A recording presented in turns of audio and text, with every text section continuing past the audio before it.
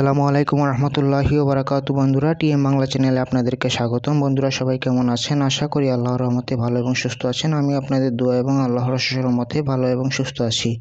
বন্ধুরা, বরাবরের মতো আজকে একটি ভালোবাসার পরীক্ষিত তাবিজ নিয়ে হাজির হয়েছি আমার কিতাব থেকে। এটা 100% পরীক্ষিত একটি তাবিজ। তো টিএম বাংলা ইউটিউব চ্যানেলে যতগুলো তাবিজ আছে সবগুলোই পরীক্ষিত। শুধু জায়েজ কাজে ব্যবহার করবেন, সঠিক নিয়মে ব্যবহার করবেন, 100% কাজ হবে। তো আজকের যে তাবিজটি নিয়ে হাজির হয়েছি সেটিও একটি ভালোবাসার তাবিজ। আপনার ভালোবাসার মানুষকে সারা জীবনের জন্য আপনার প্রেমে পাগল করে রাখতে পারবেন, আপনার জন্য বাধ্য করে রাখতে পারবেন। সে আপনাকে ছাড়া কিছুই বুঝবে না, সে আপনার বাধ্য থাকবে ইনশাল্লাহ। এটি আমার পরীক্ষিত এবং এটি আমার কিতাব থেকে দেওয়া। এটি শতবার পরীক্ষিত একটি তাবিজ। তবে জায়েজ কাজে ব্যবহার করবেন, না জায়েজ কাজে ব্যবহার করবেন না, আমার অনুরোধ। তো ভিডিওটি একদম শেষ পর্যন্ত দেখবেন, টেনে টেনে কেটে কেটে দেখবেন না, তাহলে কিছুই বুঝতে পারবেন না। আর অবশ্যই ভিডিওতে একটি লাইক দিবেন, ভিডিওটি শেয়ার করবেন এবং আমার চ্যানেল টিএম বাংলা সাবস্ক্রাইব করে রাখবেন। ঠিক আছে, ইউটিউবে যারা দেখতেছেন সাবস্ক্রাইব করে রাখবেন।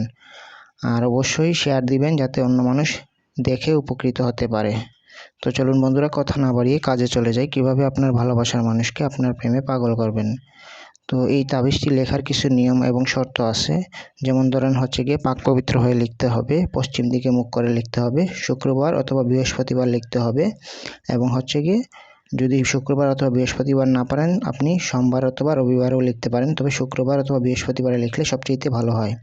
যদি শুক্রবার লেখেন সকালে লিখতে হবে ফজরের নামাজের পরে, বৃহস্পতিবার লিখলে মাগরিবের নামাজের পরে লিখতে হবে।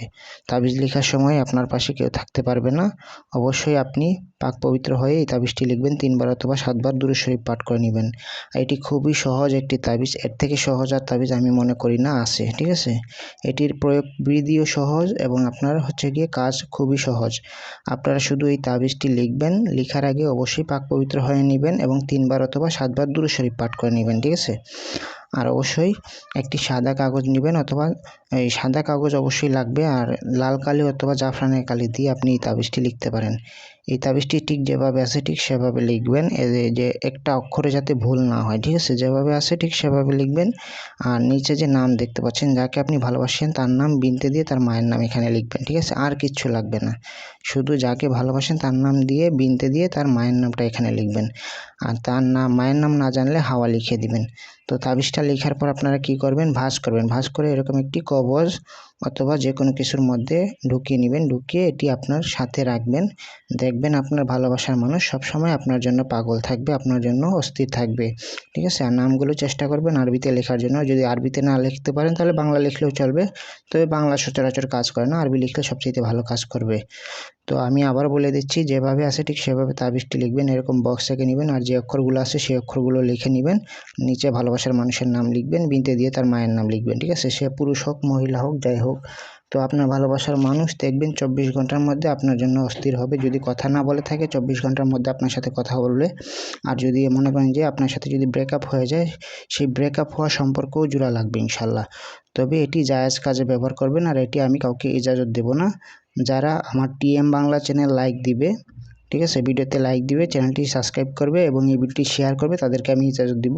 আর ইজাজত ব্যতীত কাজ করলে কাজ হবে না। আর ইজাজত পেতে হলে অবশ্যই ভিডিওতে একটি লাইক দিবেন, ভিডিওটি একটি শেয়ার দিবেন, আর গিয়ে আমার চ্যানেল সাবস্ক্রাইব করে রাখবেন।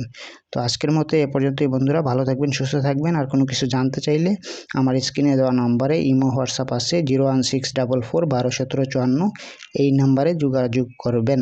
ঠিক আছে, 01644 এটি আমার ইমো নাম্বার, হোয়াটসঅ্যাপ নাম্বার, স্ক্রিনেও দেওয়া থাকবে নাম্বারটা। তো সবাই ভালো থাকবেন, সুস্থ থাকবেন, আর আমার জন্য দোয়া করবেন। আসসালামু আলাইকুম রহমতুল্লাহ।